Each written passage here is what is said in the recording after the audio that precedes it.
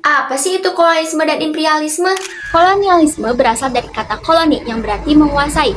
Kolonialisme sebagai upaya dilakukan negara-negara penguasa dalam rangka menguasai suatu daerah.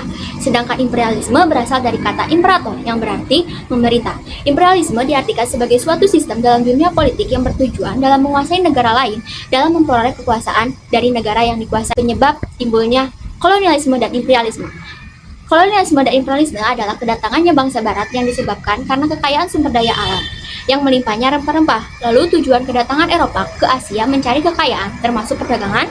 Lalu yang kedua menyebarkan agama dan yang ketiga menguasai daerah rempah-rempah dan memonopoli perdagangan. Selanjutnya ada latar belakang datangnya Eropa ke Indonesia. Sejak abad ke-15 bangsa Eropa akhirnya datang ke Indonesia. Hal ini dilatar belakangi terjadinya Perang Salib dan jatuhnya Konstantinopel ke Turki Utsmani pada tahun 1453. Akhirnya jalur perdagangan Asia Eropa yang melewati lautan ditutup.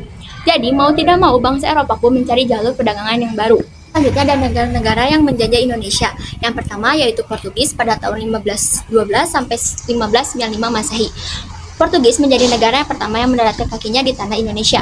Lalu yang kedua ada Spanyol pada tahun 1521 sampai 1692 Masehi. Portugis dan Spanyol adalah dua negara Eropa yang aktif melakukan pelayaran ke Asia Tenggara. Lalu yang ketiga ada Belanda. Belanda pada tahun 1902 sampai 1942. Belanda adalah penjajah Indonesia yang paling lama yaitu kurun waktu 364 tahun. Selama 364 tahun itu Belanda telah menguasai kepulauan Jawa, lalu Sumatera, Sulawesi, dan Papua. Belanda pun mendirikan kongsi dagang yaitu yang bernama VOC. Lalu yang keempat ada Prancis pada tahun 1908 sehingga 1911